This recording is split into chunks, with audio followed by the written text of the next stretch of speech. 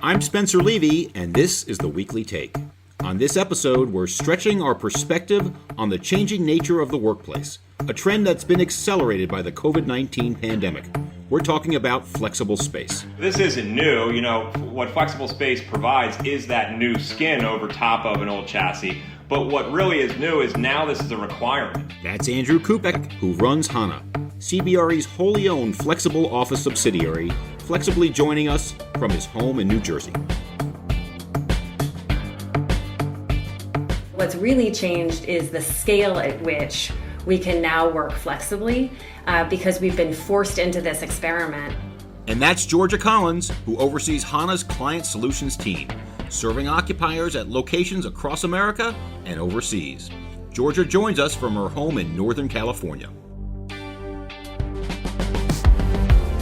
It's a coast-to-coast conversation with leaders of an international company that's now working through an office space evolution, reinventing the flexible office amid disruption.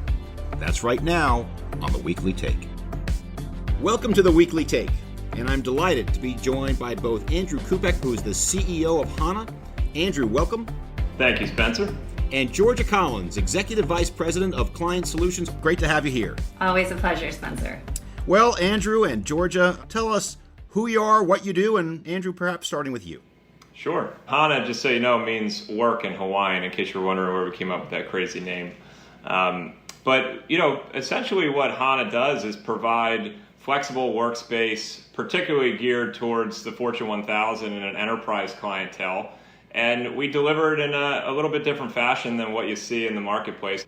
Our whole market thesis is we're partnering with owners and occupiers and sitting right in the center and helping them navigate this changing world of work.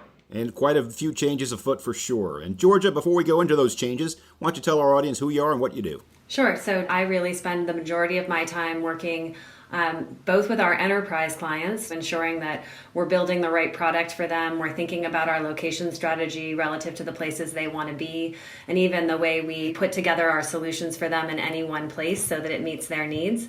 And then I work with our landlord clients on the other side to make sure that we're not just thinking of Hana as the flex space, but also as an amenity in the building for them so that they can think not just about how they fill it with clients who want shorter term leases, but also how it serves tenants further up in the stack who may have traditional leases, who are in need of flexibility over the term or even just, a meeting space every now and then that they may not have in their own space. Well, Georgia, obviously we've seen a lot of changes in the last few months. Some people have suggested the future of office has changed completely. Some people have said that flex office has changed completely. Well, why don't we ask the expert, Georgia, what's changed in the last couple of months? What's changed? I actually think that not as much has changed as people think it has. The idea of working flexibly is not something that's new. There are organizations that have embraced flexibility 15, 20 years ago and have been working this way for some time. But there's a whole part of the industry that isn't as familiar with because they've been reluctant to test that. They've thought that it wouldn't work for a variety of reasons, whether it was a job function or a concern about trust, about whether people would be effective, whether they could be productive working from different places. And so what's really changed is the scale at which we can now work flexibly because we've been forced into this experiment. And all of those people who may have been reluctant or somewhat skeptical of whether it could work have kind of been proven wrong to some degree. And so I think a lot of conversations in corporate boardrooms and within real estate teams right now is, oh, okay, this works. Now what? What does it mean now for how we need to reshape our portfolio, for how we need to support our people, for the expectations we're setting for those people about what things will look like when we go back to normal? Personally, I'm really excited about it because I've spent a good portion of my career trying to convince people that we're going in this direction. And all of a sudden, we've kind of leapfrogged into that future. Spencer, I have to jump in. I got to say something before you ask the question, though. The other piece that I think has changed is the heightened awareness of the need for what I just call kind of a new skin on top of a real old chassis or a real old operating model that every occupier is dealing with right now, and to some extent every landlord is dealing with. And so this isn't new. What flexible space provides is that new skin over top of an old chassis. But what really is new is now this is a requirement. This is something that as you reoccupy in a COVID environment and post-COVID, as you think about utilization of your space, as you think about all these pieces coming together, to simply run your workspace requires a whole lot of things, technology, services, great analytics, and all that has to be bundled together quickly. And so we're just having conversation after conversation of that's what's really changed. It's the heightened awareness, and I think Georgia was getting to that too, with landlords and occupiers that really need help in thinking through this, and that's what we're doing. Well, Andrew, you are the former COO of Zipcar, and the term that a lot of people use for Zipcar and other services like it is disruptor, sort of taking away the old, bringing the new, and you just use the term putting a new skin on an old chassis. Do you really think that FlexSpace is a disruptor in the model of Zipcar, or is it an enhancer to what's already there? You know, I think they're a little bit one and the same, and hear me out on this for a few minutes. So Zipcar, again, great example of placing a nice skin, a nice technology and services layer on top of what's really an existing product that's hard to change. And let me go through that for a minute. You can't rebuild or redesign a car. You're not the auto manufacturer, you're not the OEM in the case of Zipcar. So you're dealt with a base product that you really have to say, what can I do? What can I innovate around? You can't really redo all the interior and make it cool and fun and hip if that's not what came out of the box from the manufacturer. And yet you have to deliver a better experience. And how do you do that? You have to do it with technology, certainly, but the trick that most people fall into is that it's a tech platform or it's purely tech. Tech is absolutely at the heart of a lot of this.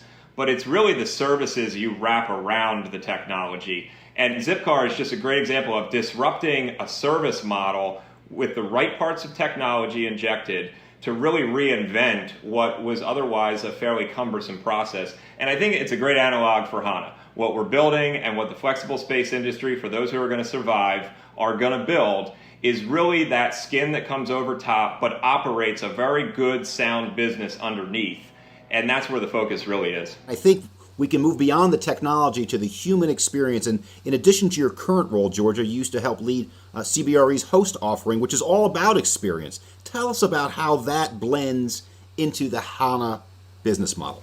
Sure, and maybe if I may, I might start even further back, because prior to my role on the host team and our experience services, I was part of our workplace strategy consulting team. And in my mind, the conversations we were having with occupiers at that time was really around how do we create great environments that our people want to be in and in which they thrive and they get great work done. And originally that conversation was almost wholly focused on space. What kind of space did we need to build in what proportions in order to drive great outcomes? And increasingly over time, we realized that it wasn't enough just to build great space. We also had to operate it intentionally in how we wanted people to use it. We needed to support people in that regard. And so when CBRE launched Host, it was really to deal with the operational piece, that skin or layer on top of the physical space that Andrew was just talking about. And then from a perspective of Hana, we're just doing that in a different way. So whether you own your own space, own or lease your space, we can operate that really well in accordance with your values and your culture and your aspirations for how you want your people to be in that space. Or whether you have increasingly more of your portfolio in flex, but you want to have that same kind of experience in our space as you do in your own space, then Hana creates a wrapper around all of that so we can provide the space, the service, the technology that you may provide in your own space just as a package for you.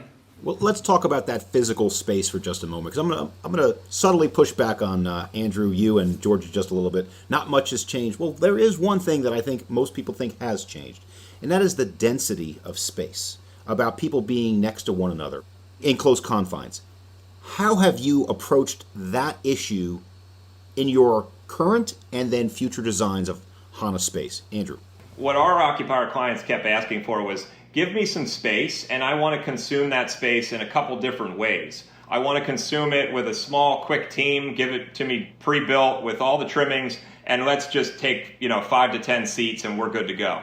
But as you move into what most of the larger occupiers are asking for, they're actually asking for a half a floor, a full floor, and they want to configure it to some of their needs. And this gets to your density question, which I'm going to get to. The way we have always approached offering our product and service and our space to our clients is we price it on a per square foot, because we know that every client is going to want to consume that space differently. They might want to have a bit more of distance between their individuals. They might want to go A and B teams. There might be a whole number of ways they want to configure their space. It's the same business model for us. So when it comes to how have we pivoted away from how we design, how we offer our products, we haven't had to. There are operational changes we've made, and we can get into those to make sure that we're cleaning the space more frequently. We're advising our clients on how to reoccupy the right way. But we really started with a great thesis that has held through this COVID period that we're pretty proud of. I mean, I might add, density is not space alone. Density is number of people in space. And that is an occupancy question, not a physical space question. I mean, there is a component piece probably of how many desks do you put in the space with a presumption of occupancy. Ultimately, I've always said that really good workplaces should kind of behave like a sponge. They can accept, a little bit of water or a fair amount of water before you need to wring them out. And I think of workplaces that way too, that if you design something that kind of baseline workplace, you can accommodate 5 people, 10 people, 15 people, maybe even 20 people before you start to exceed what is an acceptable density. And a lot of that is about how you choose to manage occupancy. Well, Georgia, given your deep experience in the workplace in so many different capacities, the word wellness is not new to you, but it is new to a lot of other people. And it is now rising to the level of sustainability, security, and other things. How does the word wellness play into the Hana offering?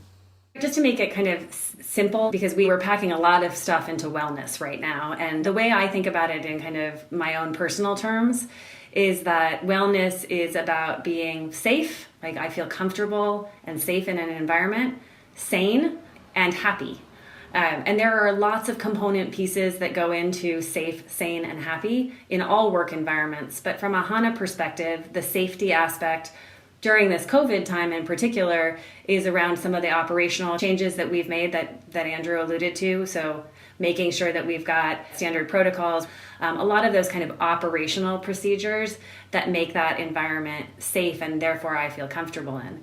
From a sanity perspective, I think of sanity as things like access to natural light, variety of workspace, the ability to move around, the ability to sit, stand, like all of those decisions that we've made about Hana's physical product and then the way we configure that space speaks to my level of sanity, because I have that kind of variety. I have, biophilia in this space. I have green space. I have views. I have light. All of those things keep me sane. From a happiness perspective, that's really like I'm happiest when I can do my best work, and I do my best work when I can focus on it. And I'm not distracted by all of the other things that are happening around me. I don't have to figure out the technology in the meeting room. I don't have to figure out where my mail package went. That's the service component of how we think about Hana.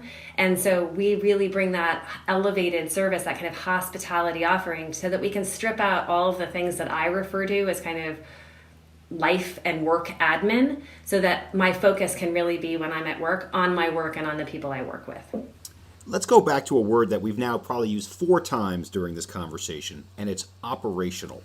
Now, I'm a capital markets guy by background. When I hear the word operational, I get a little nervous. I feel risk. I feel labor costs. I feel that it might diminish the value of my building. Andrew, how do you address the fact that operational may bring in a layer of uncertainty to landlords? Well, when I think of operational, my mind, and I'm a former COO, so I'm all about operations. I think of integration and bringing different parts of the asset together. And so let's just pick a few, right? If there's a Hana in your building, and we would normally staff that with 3 or 4 high-quality hospitality individuals, and there's a general manager, but we also have a property management team that's on site that has a lot of capabilities around marketing and doing things. And then there's all different parts of reception and concierge. So while I do think operational intensity is absolutely increasing and it's going to be more and more of a requirement, it doesn't necessarily translate to more cost if it's done right. How do you go to a landlord and say, I want you to put Hana in my building versus putting something else in my building? What is the value proposition that says not only am I going to have happier tenants, but my building is going to be worth more. What do you say to that? Now, look, I'd love to go toe-to-toe with you on how capital markets realizes value in an asset and cap rates, but I'm not going to go there because I know you. What I am going to do, though, is take it from a perspective of the demand, because I believe in free markets, and the demand will drive the end result no matter what. And the demand right now from the Fortune 1000, the clients that you're talking about, that every landlord, every investor wants in their building long term, those clients are requiring a certain portion of flexible space and amenitized offerings. So the question really is, how do you address that, and how, as a landlord, can you incorporate that in the safest model? I would never recommend, at least at this stage of the life cycle, that entire buildings are flexible. There's different viewpoints, even within our own team, that might be a great model. Where we see the most value is 10, 20, 25% of an asset having these flexible offerings that really gives that overflow, that ability to attract the sticky long-term tenant and drive some value for the overall asset. I just want to add something to that. I had a conversation with a large enterprise occupier a couple of weeks ago, and they said they were looking for a building in a major market in the US, and it was a requirement of that building for their long-term lease that they had a flex provider in that building. And it was a requirement because they are thinking about the world changing and recognizing that utilization and occupancy is going to be considerably more dynamic. And they're saying, we are not going to take enough space for peak demand. We want to take enough space for average demand. On an average day, 60% of our people show up. We're going to take enough space to accommodate the 60% who do show up. And on the peak days, or on the days that go over average, we want to know that there's a place in our building that can act as a release valve for that. We're going to send them down to, in this case, Hana, and we're going to let them touch down in that space. We're going to use it as overflow meeting space. They're still signing the long-term lease.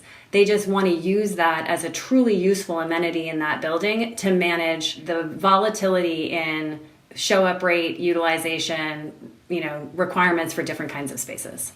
So not only are you breaking out of the traditional definition of your office space, you also are blurring the definition of what is office space into what I might call hotelization or live, work, play. How do those concepts play into Hana, Andrew?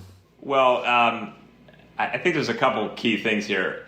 When we go out and look at our footprint, and certainly that's guided by relationships with large institutional owners around the globe, but one of the first things we look for in a portfolio opportunity is where are the live, work, play environments? And why do we do that? Well, one of our units out in Orange County, California, called Park Place, it's with LBA Realty, beautiful campus, and it has over a couple thousand multifamily units that surround the perimeter. It has a great ecosystem of restaurants, fitness clubs, hotels, everything's right there. And what do we then see? We see an ecosystem of the two-person startup all the way to the publicly traded biopharma company that wants to have engineering teams within Hana. You get the full life cycle of attracting into the campus environment because there's actually a live, work, play environment. And one other thing on this, it actually extends into what I think is a great opportunity in retail. Obviously, retail has gone through many iterations. You've talked about this plenty on various shows. What we see in the retail environment is everything's already there. So whether it's office in a traditional sense, whether it's retail, maybe even industrial someday, what really we look for is that environment that surrounds it, whether it's in the building or right around it, that fuels what occupiers are looking for, because we're all humans. We want to have a great experience that doesn't feel like work, and when you put yourself in that environment, it delivers. You mentioned a campus. I'm just going to say the city, dense urban locations. So what's the future of that? And how does Hana and Flex play into that? Georgia, what do you think?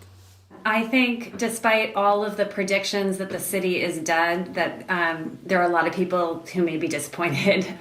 I think big cities are here to stay. I think they play an important role in our lives, but also our work lives in particular. And I think that, everyone kind of is quoting this idea that, it's the hub and spoke model, and, we're going to move where there's going to be this flight to the suburbs. Well, in a hub and spoke model, you still need a hub, and cities are the best places to put hubs. That place will continue to be a really important place as a kind of magnet for people from all over a particular metro area, or a talent catchment area, maybe is the better way to say it. Andrew, same question to you, but I'm going to add a wrinkle to it. So the same question, the future of cities. But second, I know that you have 3 locations for Hana in London. How does a city like London compare to the Orange County location that you just mentioned a moment ago? Yeah, great question, because our strategy in London, which is similar to what we're doing in the major metros in the United States, is we want to cover the city so you can have choices of where to be. I like to call this the portfolio of options for your work portfolio. At Zipcar, we had a transportation portfolio. You take a Zipcar, you take public trans, you might take an Uber, you might catch a plane, you might catch a train, and you had all these options. When we think of real estate, and particularly flexible space, I want to have options. So my hub, my headquarters, is at 3 World Trade in the financial district. It is our flagship. It's where we're going to be as a team. And there are going to be specific times, days where we have to be there. But we're also building a Hana in Berkeley Heights, New Jersey, which I happen to live in the suburbs of New Jersey. And guess what? That's a nice little car ride for me, and it's quick. And if I can pop in and have a couple meetings there and then be home to see my 8-year-old play baseball at 5 o'clock, I'm going to want to do that. But I still get a similar experience in that Hana versus the one in financial district. And then I can also have some flexibility to work from home potentially, and I travel a lot. I think every employee, every manager, every leader, all the way up to the CEO is going through that thought process right now to say, I need my hubs, I need my city footprint. What else do I need to augment that? And let's make this a great experience for all of our teams. To your London question, very quickly. When you walk into one of our units in London, whether it's 70 St. Mary Axe, a beautiful building owned by Naveen, or whether it's at St. Martin's Court, and all the way out to the west side where we have Hammersmith, what we've done is given a nice option that we've spread 3 locations across London that occupiers have a choice, and we've strategically placed them along the tube lines. And that's really how we address the needs in a city, but make sure we cover more than a city, which some could start to argue that it starts to hit the fringe on the suburban metros. Just an added point on that. I think in talking to our enterprise clients, when they say they want to be in London, they don't just say they want to be in London and any location will do. They want to be in a particular part of London. And, we think about kind of clusters within cities. And, this is where the tech companies are. This is where the financial services companies are. This is where the professional services companies are. We're really trying to appeal to that broad base of occupier clients, not just one industry, because we anticipate that really across the board, almost all industries will adopt flex in some form. And so we want to be in the locations where they are, not just in the locations where, the early adopters are. But Andrew also mentioned he wants to be where his kids are, which is near his home. But let me ask the demographic question. Some people might suggest, flex spaces for Gen Zers or younger millennials. How do you react to that, Andrew? Well, by the way, I'm the oldest age you can be for a millennial, so I can still qualify. But what I would say is most people actually want a similar experience within their office environment. They may use it differently, but I've seen time and time again, we try to place people in demographical boxes for what will be most important to them. And somewhere on the continuum, it starts to navigate towards the middle that they want a little bit of this and a little bit of that, but it's very similar. But Georgia is deep in this world. I rely on her brain for this, and I want her to answer. I think we've wasted so much time on talking about generations in the workplace. I mean, when I started my career, there were 4 generations in the workplace. There are 4 generations now. I mean, it's just a different 4. Like the traditionalists aged out, and now we have the Zers. The fact is we have young people, middle-aged people, and older people. And their needs vary more based on life stage than they do on what year they were born. I mean, if you want to translate that, fine. But I think that choice and variety is really the key. And Andrew just hit the nail on the head there. Like everyone wants a little bit of everything, and they want the flexibility to have it when they want it. And they might want it at different times, and they might want it in slightly different proportions. But the idea that like an entire generation of people want exactly the same thing at the same time, and that's different from someone who's a year or 2 older or younger than them, I just reject completely. Well, Georgia, I appreciate your strong opinion on that, but I'm disappointed in your answer because there aren't 4 generations now. There are 5. If you read CBRE's 2030 report, I which did read that. has AI as the 5th generation, but then there's the lost generation, which is Gen X, which is my generation. Me too. I'm a Gen Xer too. See you that? And I have that We in don't get common. any love. And We never get any love. here on the The Weekly only Take, love we've gotten in this pandemic is everyone says we're good at staying home. oh, there you go. You see that? Well, Gen Xers are more than good at just staying home, and thank you for that, Georgia. So let's talk about another area that I think about a lot for workplace strategy, and that is the distinction between productivity and efficiency. And I can't tell you how many people have said, oh, this work from home thing makes people more productive.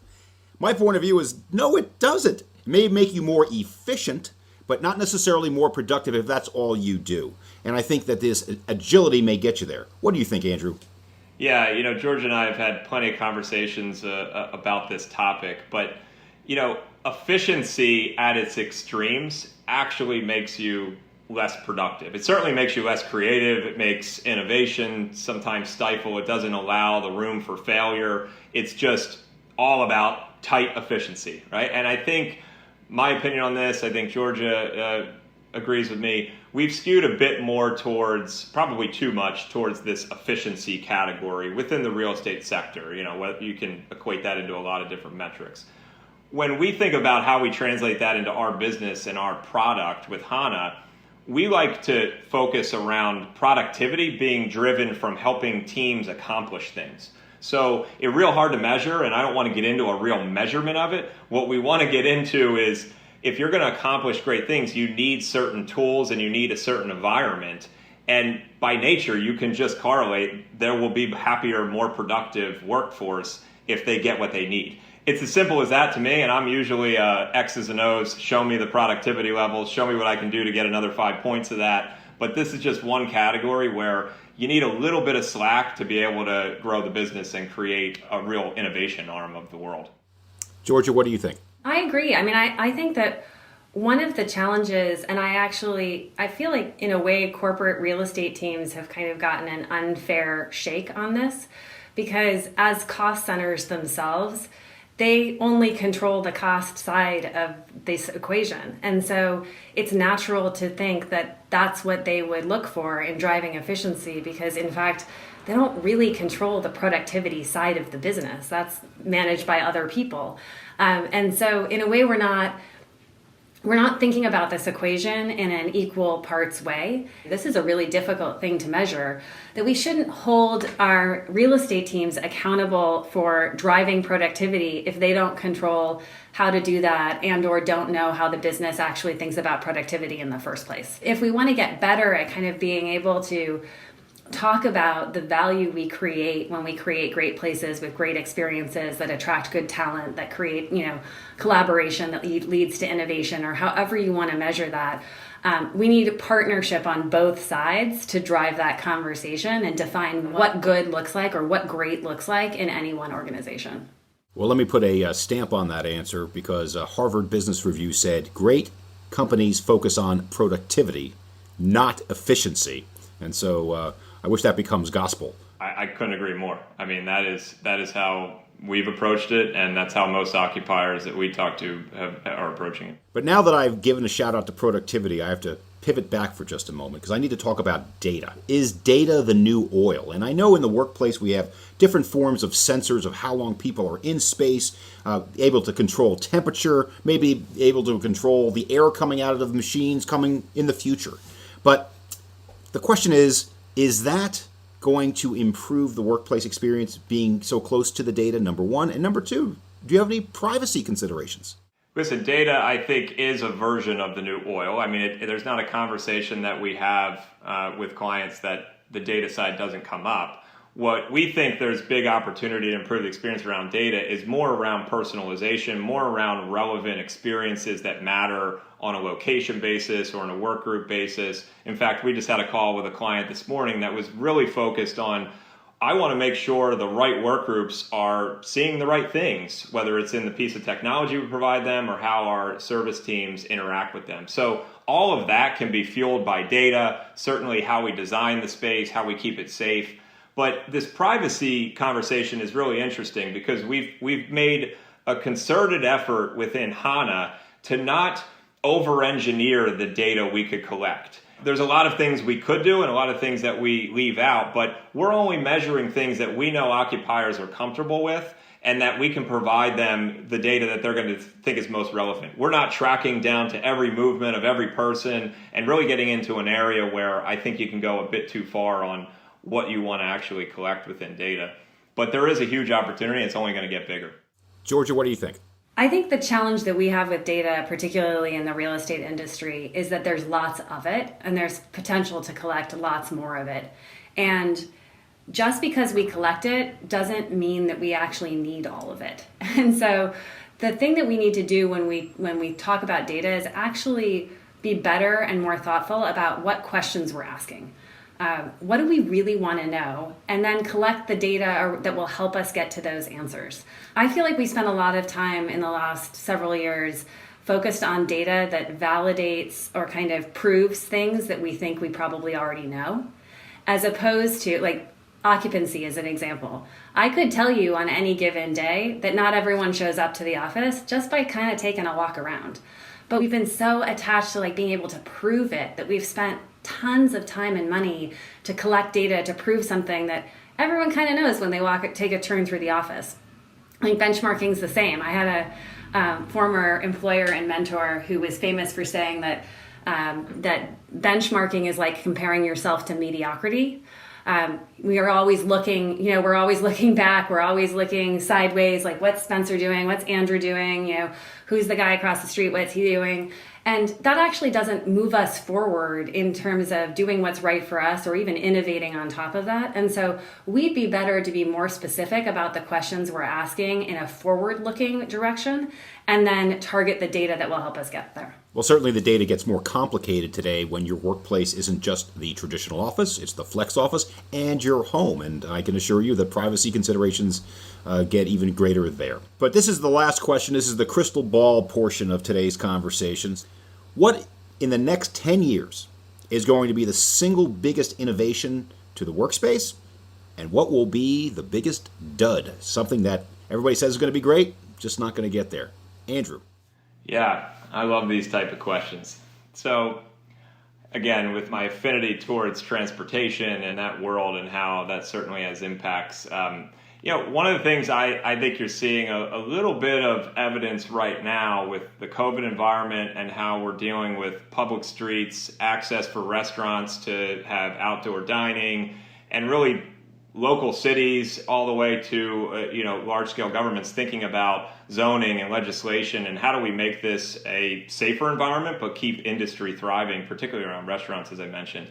I think that's the start of how should we be thinking about mass deployment of autonomous vehicles, self-driving vehicles, because there still is this massive opportunity that cities want to decongest, they want to get more cars off the road and make more of the usage of city with green space, but at the same time, you need a method to move people around and you need transportation. So I think you're going to see massive acceleration, zoning changes, a lot of different things that will help fuel that overall autonomous driving and self-driving. So what does that mean for the implications on real estate? That's the big question.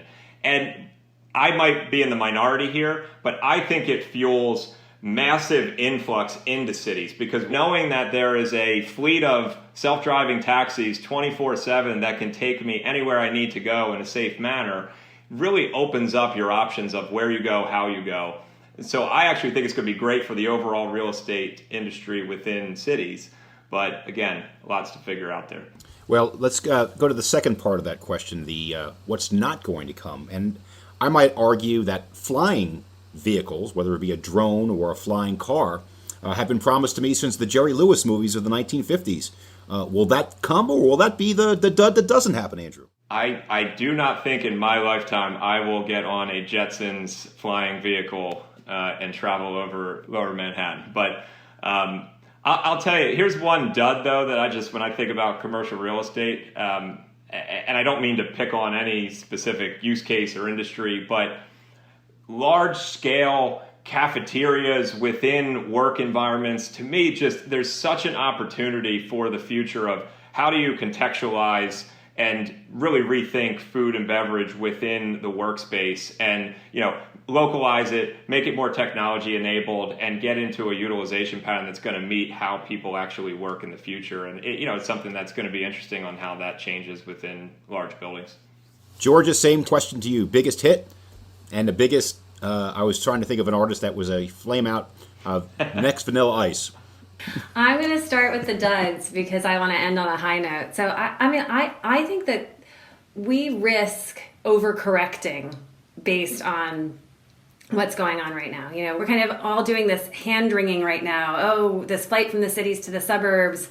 Everyone's going to work from home forever. We've actually been here before. There was a phase of this before, and we swung back the other way. And so I think we need to be careful not to overcorrect and underinvest in the things or the places or the people that we need to kind of have that complete ecosystem and network. Like whether that is, an overcorrection towards the suburbs from a portfolio perspective, an overcorrection towards all meetings being virtual and trying to optimize for everything being virtual rather than recognizing that some things really are done better face to face and optimizing for that. I just think that we need to be careful not to kind of take this moment in time and read too much into it before we kind of let things settle down a little. So my dud would be maybe the hysteria around overcorrection. On the innovation, kind of the things that I think will be really important and big ideas, I think we are just scratching the surface when we talk about dynamic utilization or occupancy. And so I hope in the next 10 years, we will have really good technology that will not just say, when I walk in the door, where I should sit based on where there's availability or where I should sit based on where my team is, but instead where I should sit based on what I'm working on, who I am, what kind of perspective I bring to the table. To me, going back to the earlier conversation around productivity, Spencer, one of the things that I've spent a lot of time reading and listening to is the idea that a diversity of perspectives and viewpoints and expertise, when you put them together, is really what drives great innovation. And the more different, the better. And so if we're really, as organizations, wanting to focus on driving greater productivity through innovation, then we need people to get out of their little comfort zone, whether that's within their department or their function or their floor or whatever it is, and connect with other people. I don't think we do a good enough job today in that from a technology perspective or even in an analog way of connecting disparate parts of the organization in ways that move ideas forward faster. Well, it's funny you mentioned that, Georgia, because I remember when I took my job as head of research 6-7 years ago, I said, you don't need a head of research. You need a chief connect the dots officer. Yeah. And that person will add a lot of value, and I think it still applies to the workspace and a lot of other areas within our world. So well done, Georgia. And on behalf of the Weekly Take, I want to thank two of my great friends and two of the great visionaries of the workspace, the leader of Hana, Andrew Kupiec. Andrew, thank you for joining us. Thank you, Spencer. And Georgia Collins, Executive Vice President of Client Solutions. Georgia, thank you. Highlight of my week, Spencer.